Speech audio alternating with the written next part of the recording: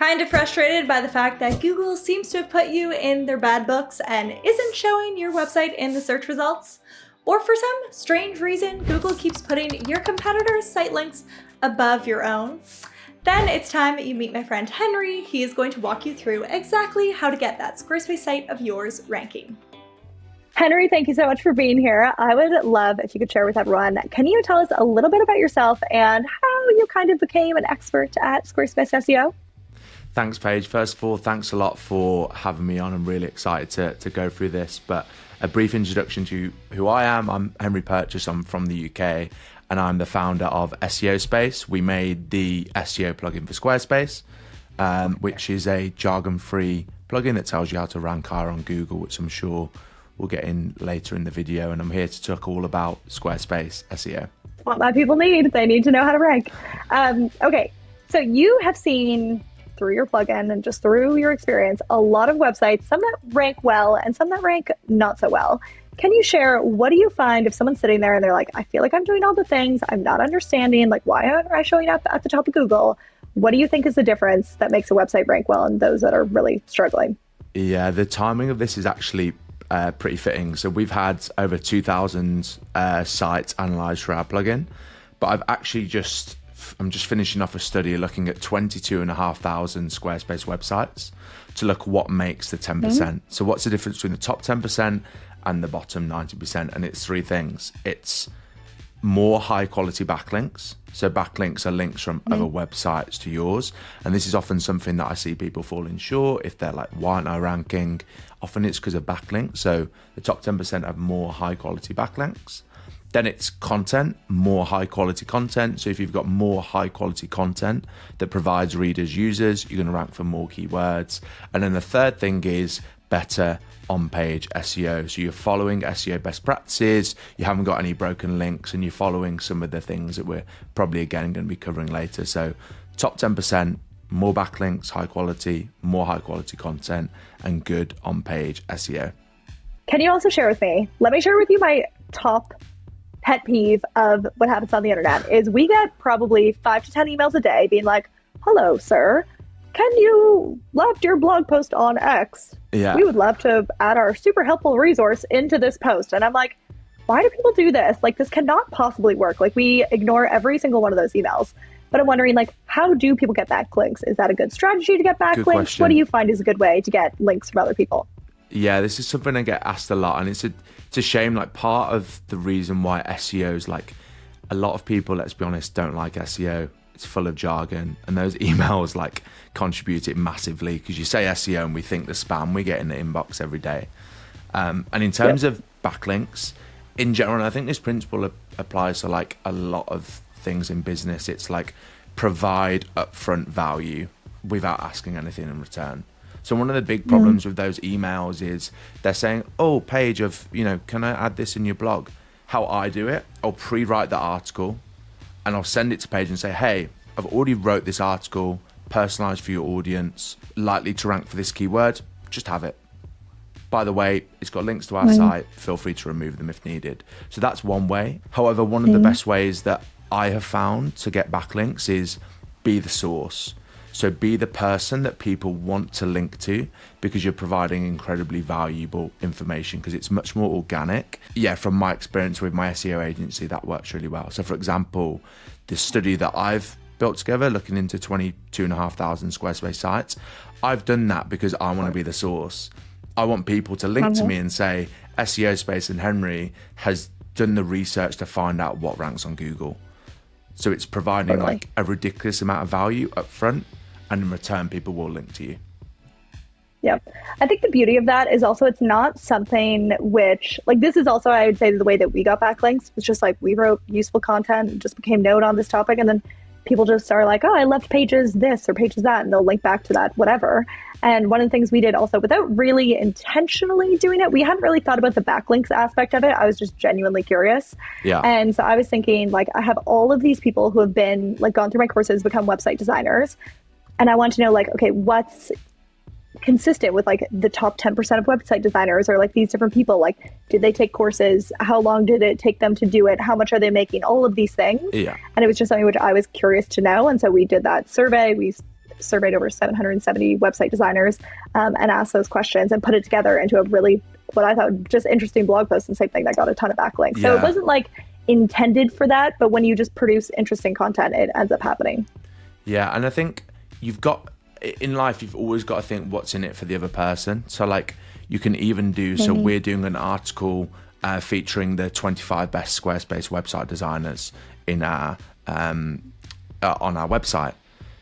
Squarespace website designers are going to love getting featured on that, and I want to provide them a ton of value by hopefully driving leads to their site. Of course, I've also know in the back of my mind that they're likely to also link to it back. So it works both ways. But again, I'm providing the value first. I'm featuring them.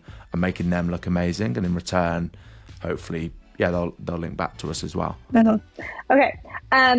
Okay. So coming back to rankings, if someone wants to improve their ranking, what is like the first thing that you would recommend someone start with? So the first thing, absolute first, speak to who you want to attract.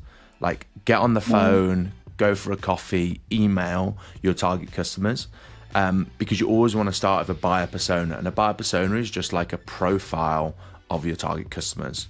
And as soon as you can figure out what their pain points are, where they spend their time online, like a little bit more about, like how they research things, you're going to start to identify patterns and trends that you can then use for keyword research. So speak to your target customers, find what they're searching, and then ultimately create valuable content that answers their questions and pain points. Totally. So true. It's literally simple. Like it's actually like very like, people think like, oh, I need to go do this like super complicated research with like all these things. And I'm like, no, actually just like thinking like, who's my client and what would they put in Google is a good place to start. Why do you think that like people avoid that? Because it's so simple, but like people are, nah, there's got to be a tool or like a shortcut. I don't know. Maybe it just seems too simple that they're like, or it just doesn't even cross their mind, I think often is like, what would my person put into Google? But yeah, I mean, that is literally, I'd say the easiest first place to start. I've done about like probably close to 250 interviews now just with Squarespace website designers, people that have got Squarespace. That's primarily about the plugin, but all of that info feeds into our content strategy, because like you just hear patterns of what people say, and then you can use that in different content pillars on your content, whether it's social media or SEO. It's listening to who you want to attract. Definitely, for sure. That's good. Okay. So coming back to content creation, if you had to say like, could someone be successful with SEO without creating content, or is it kind of vital? And when I say like content creation, I mean like on their website, not like on social media or something. Yeah, I definitely think it's vital in this day and age. Like you and I were just speaking about how Squarespace has changed as a whole and how your rankings have changed over time, because there's always people that are looking to catch up. There's always people that are looking to like get up search engines, and they're writing content. So if you want to rank for those keywords that are ultimately going to generate cash for your business, you're going to have to write content, unfortunately. But there are more and more tools out there that make it easier. So it's a bit of like more competitive, but the tools available are like, especially ChatGPT, it's like something on people's mind a lot at the moment. It does make things easier. Let's talk about that. Google has said that they will not rank content produced by ChatGPT. Do you think that's true? Do you think they know how to figure out the content produced by ChatGPT? I've heard some things. I'm curious to know what your thoughts are. I do not publish unedited ChatGPT content on any website. On my own sites, we are trialing like human edited ChatGPT content. With our clients, we use AI and ChatGPT for like the briefs, the structure. Then we have human writers that fill it out. So that's sort of how I view it. I'm not like a full expert in AI and ChatGPT. Everything's done from experiments and seeing what works. But here's what I think. Google makes money by people coming to search engines, finding it helpful, seeing ads, and coming back over and over again. Google just wants to rank what's going to provide users the most amount of value so they keep coming back to search in the future and find what they need. So in my opinion, Google doesn't really care whether something's produced by AI, humans, whatever, as long as it provides like an amazing amount of value. As long as you're checking that box and really providing value to what people are searching, I think you're going to be fine. But yeah, I mean, that's the thing is every time something new comes out, like the thing way back in the day was like just like filling like link farms or whatever. And then Google did find a way to like catch up with that and cut that. And then all those people who had just been sort of artificially ranking were demoted. So kind of one of those challenging things to figure out. Like I've heard that Google can't tell what's produced by a robot or human or whatever. So while they say they might derank it, it's potentially not the case. But granted, what could happen in the future, we do not know. Yeah, so, I think just double clicking on that for anyone that is listening and is worried about AI and, oh, maybe they've seen a competitor publishing a load of content. What do I do? That is where something called EAT comes in. So expertise, authoritativeness, and trustworthiness. If you want to beat AI content and rank, you need to show you that you're an expert, you're an authority, and people can trust you. So that's why SEO isn't going to be the thing that like massively like exponentially grows your business. You also need to do a bit of social media, YouTube videos, show that you're an expert in the niche that you want to rank in, because that's ultimately something that AI can't beat. It can't beat yourself and who you are as a business and your expertise. So like go all in on that across like a holistic marketing strategy, and you will get better results from SEO. So that's my advice. Yeah, I agree with that. I fully agree with that. Yeah. I could rant about this all day. So we'll carry on going. Yeah.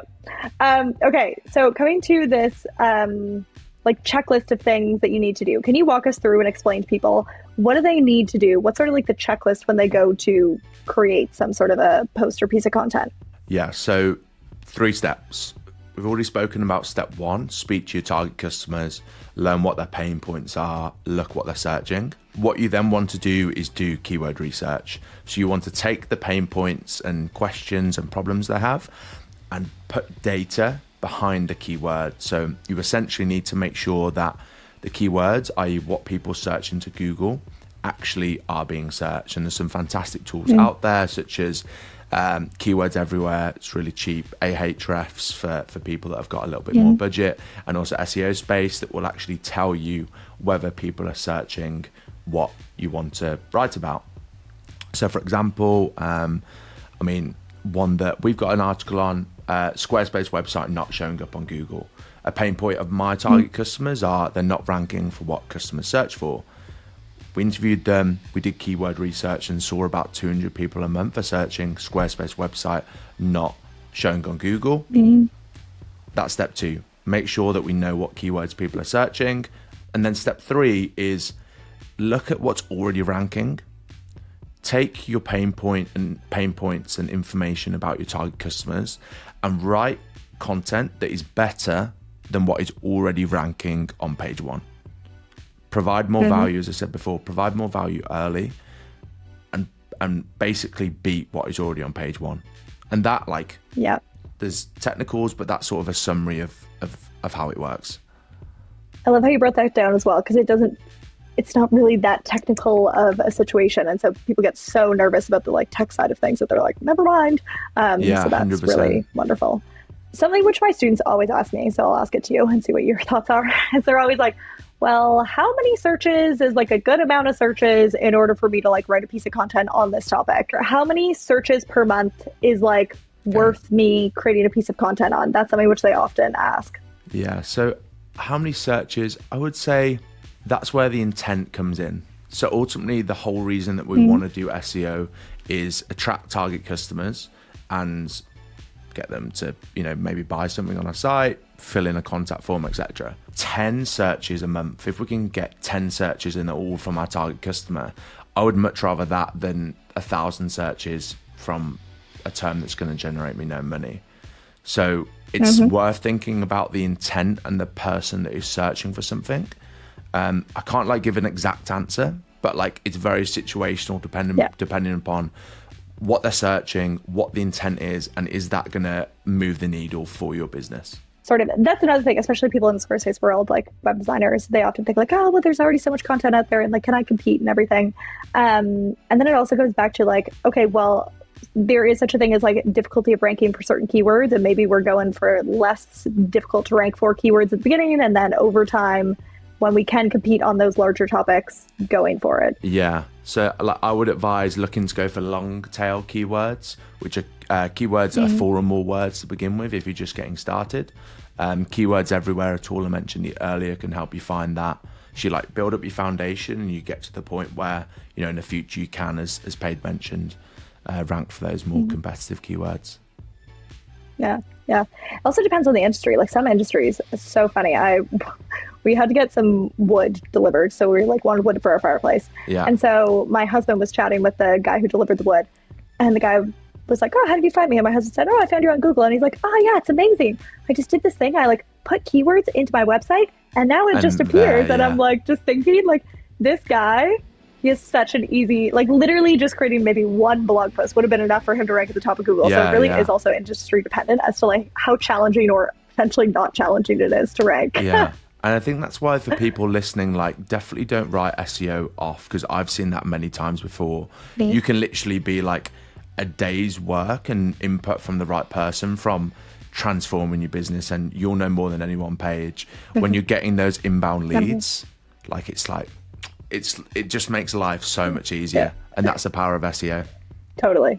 Okay, and then finally, please do tell us all about your plugin. What does it do? Who is it for? How does it help people? Share me the deets. So SEO Space is the SEO plugin for Squarespace. It's a jargon-free plugin. It's essentially a traffic light checklist, which will take you step by step how to rank higher on Google for a search term that you're going after. So I mentioned earlier about you've got to do your keyword research, you've got to write content, but then afterwards, you know, are you following best practices? Are you maybe doing things that you don't even know are going to hold you back? So you put your keyword in, SEO Space scans your web page, and it tells you how to rank higher for a search term. So when you open up SEO Space on your website, obviously this is a page that I've already scanned. It's going to give you a dynamic traffic light checklist to tell you what you need to do to rank higher on Google. So for example, there's a section here about images. There's some images here that I need to compress, and not only will it show you the images, but you can also click on it. It highlights it in red, so you know exactly what to do. And for anyone listening that's like, you know, I don't know what an SEO title is, I don't know how to edit my URL on a Squarespace website, don't worry, because we've got video tutorials every step of the way. So for example, if you don't know how to compress images on Squarespace, we've got a eye icon here and a short 2-minute video tutorial of me taking you step by step how to follow that SEO best practice. So Squarespace SEO really has never been easier. And on top of that, we also have a Squarespace SEO community, and I also show obviously Squarespace SEO tips on my YouTube channel. And the data shows right now that people new to SEO can increase their clicks on the website by 68% within 2 months. So with our lowest plan, there's a 7-day free trial, but our lowest plan is $9.99 per month. So for $20 over 2 months, you can increase your clicks by 68%, which I know I'm biased, but like I think it's pretty good. So yeah. I think it's pretty good. That's great. Amazing. Okay, so for everyone who's watching, I have an affiliate link to SEO Space. We will put that link in the description below. So if you do click through there and decide to sign up, then my Margarita Fund thanks you for that. And so does Henry. Very exciting. No, and feel free to reach out to me. Well, thank you, Henry. I was just going to say, feel free to reach out to me if you've got any questions as well. Like I do all of the customer support and answer all the emails. So yeah, you'll be speaking directly to me. Good. All right. Thank you so much, Henry. That was amazing. Thanks, Paige.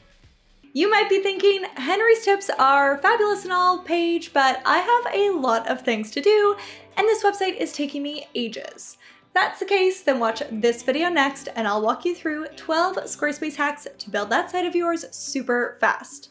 Over 4,000 people have already watched it and loved it, so go watch it next.